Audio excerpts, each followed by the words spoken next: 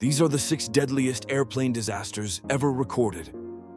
First, the Tenerife Airport disaster in 1977.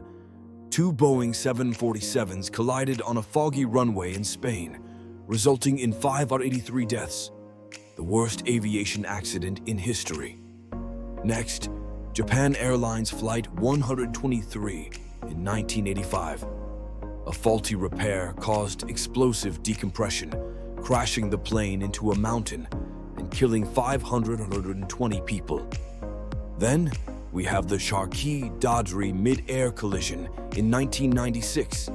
A Saudi and Kazakh aircraft collided near Delhi due to altitude confusion, claiming 349 lives in the skies. Turkish Airlines Flight 981 in 1974 saw a cargo door failure that led to a crash near Paris.